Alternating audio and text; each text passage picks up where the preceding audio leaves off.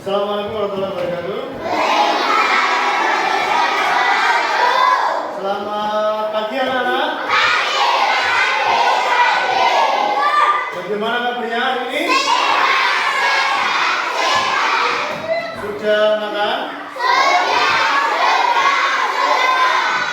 Baik, sebelum kita mulai pelajaran buku hari ini, kita berdoa terlebih dahulu supaya apa? Supaya nanti ilmu yang Pak Eko berikan dan ilmu yang Pak Eko sampaikan bisa diterima dengan baik. Baik, salah satu ketua bisa mimpin doa ketua kelas. Yang berdoa mulai.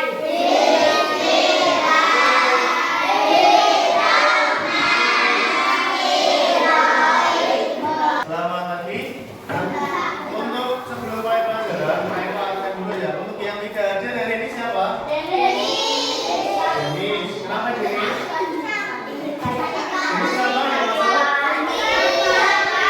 Masih bisa gini sebelum pelajaran. Tepuk satu. Nah, kalau tepuk satu itu yes ya. Ingat ya, tepuk satu yes, tepuk dua oke itu ya. Lagi tepuk satu, tepuk dua. Hari ini kita akan belajar tentang coding dan kecerdasan artifisial atau KKA. Itu ya. Tahu kan? Di rumah pernah membaca tentang KKA? Di rumah punya laptop? Di rumah punya HP? Di rumah punya televisi? Punya. Oke, kalau punya berarti tahu fungsinya kan? Tahu fungsinya, tahu kegunaannya. Itu ya. Nah, kemudian apa itu kecerdasan artifisial? Kecerdasan artifisial adalah kemampuan mesin untuk meniru kecerdasan manusia.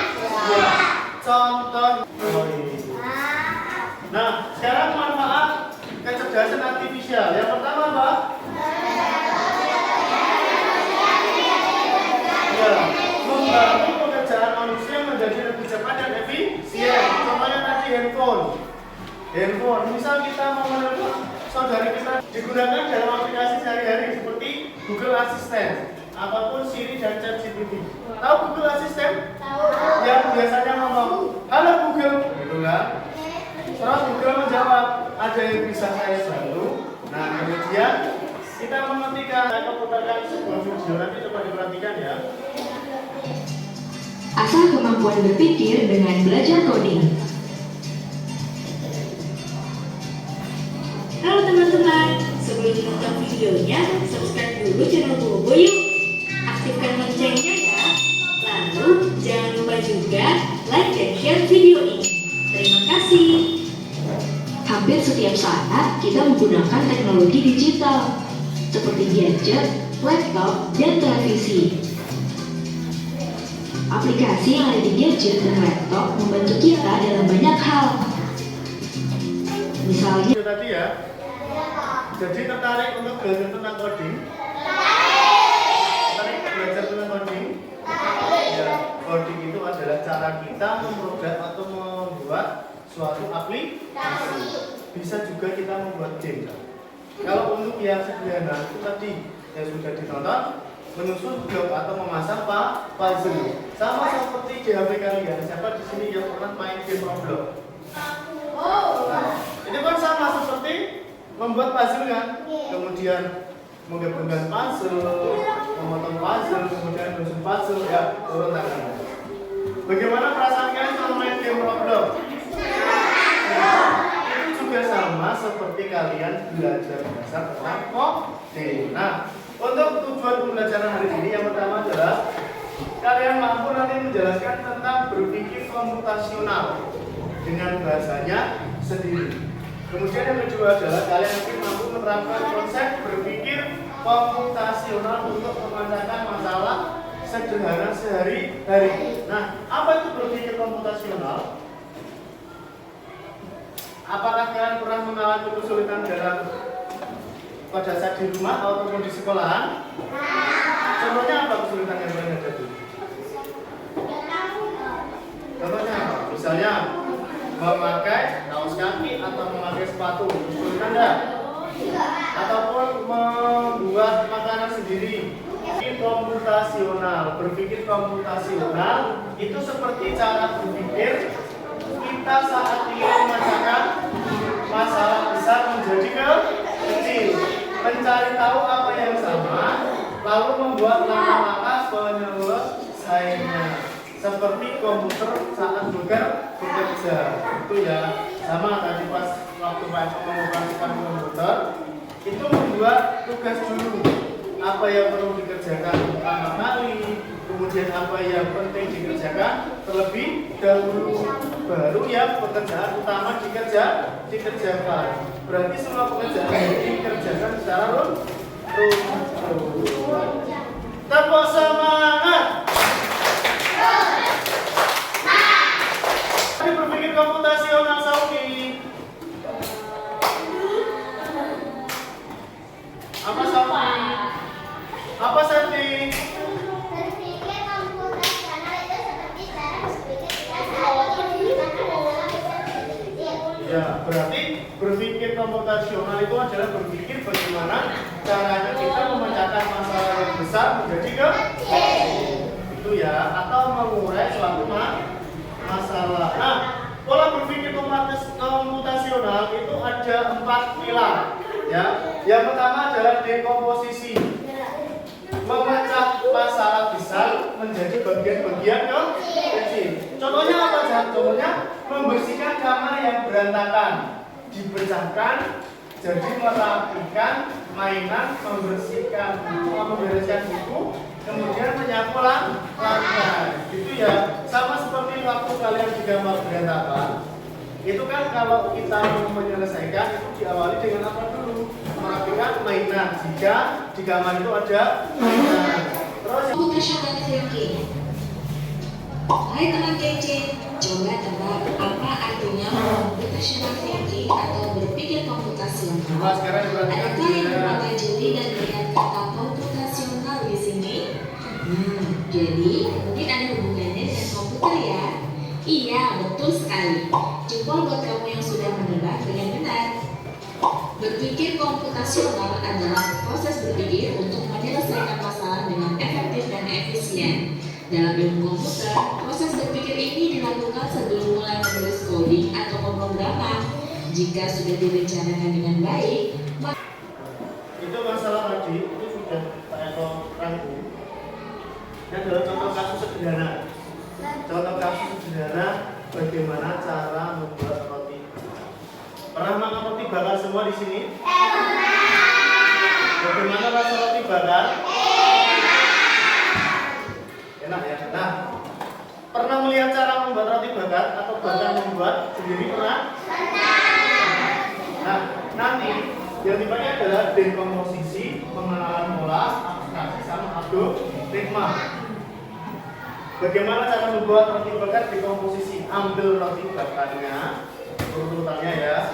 Kemudian siapkan mentega, kemudian siapkan selai, siapkan alat panggangan roti. Sudah jadi, kan? Tinggal bakar. Itu ya. Itu yang dekomposisi berarti urutan. Kemudian pengenalan pola. Semua roti bentuknya sama. Sama kan? Karena roti apa? Biasanya roti atas dan bawah kan sama. Kemudian semua selai rasanya manis. Itu ya. Itu berarti pengenalan pola atau pengulangan kan? Kemudian abstraksi. Yang penting roti jadi kemudian dibakar dan enak. Tidak peduli jenis rotinya apa atau merek, penting gaya. Sama seperti tadi waktu membersihkan kamar, yang penting rapi bertalan-talan, ya kan? Itulah abstraksi. Kemudian kalau algoritma itu berarti secara runtut, urutannya secara runtut dan pas supaya rotinya itu benar-benar detail, jadi enak. Yang pertama ambil 2 lembar roti, kemudian 2 lembar roti tadi diolesi mentega, kemudian setelah diolesi mentega panggang roti di pemanggang, tunggu hingga matang, angkat, olesi selai, roti bakar siap dimakan. Itu adalah secara runtut atau algoritmanya seperti itu. Oke, ada pertanyaan?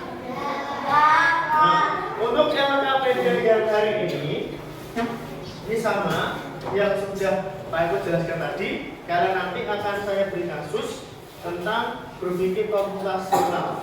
Nah, untuk kasus di sini nanti kalian bagaimana cara membuat atau cara menyajikan mie instan. Bisa semua ya? Bisa ya? Untuk kelompoknya nanti mereka bagi ini dari kelompok 1, kelompok 2, kelompok 3, kelompok 4, kelompok 5. Itu ya. Ini kelompok 2, ini kelompok 1.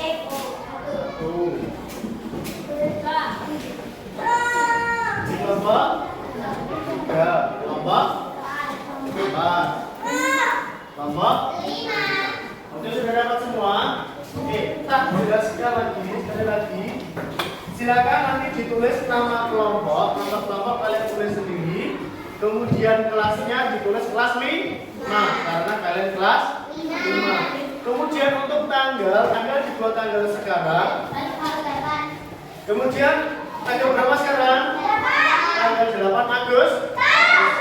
Kemudian yang soal nomor 1, coba jelaskan dengan bahasa kalian sendiri setelah tadi saya sampaikan apa itu berpikir komputasional.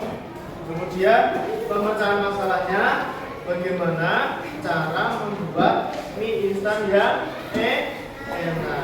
Oke, ada pertanyaan? Nanti setelah selesai berdiskusi, nanti maju satu persatu dari Pak Eko undi ya untuk presentasinya. Silakan Ibu Zadan.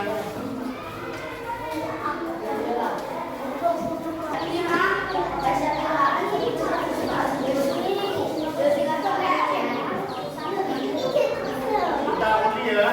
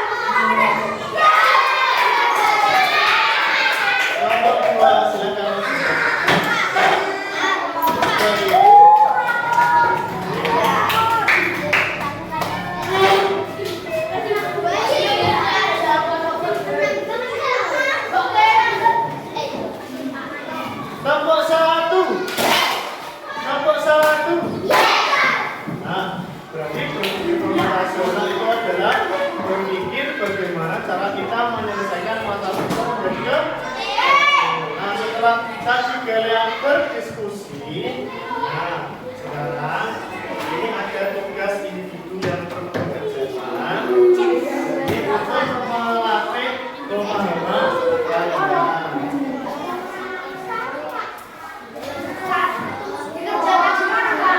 Dikerjakan sendiri-sendiri. Kelompoknya masing-masing ya.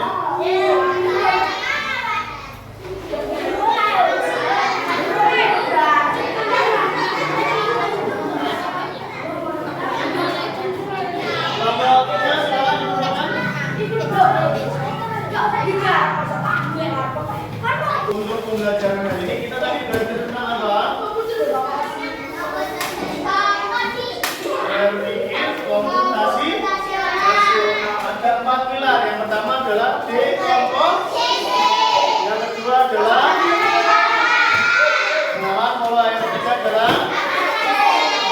yang kelima adalah itu adalah pembelajaran untuk hari ini. Baik, untuk pembelajaran kita lanjutkan minggu depan. Silakan mas-mas berdoa pulang.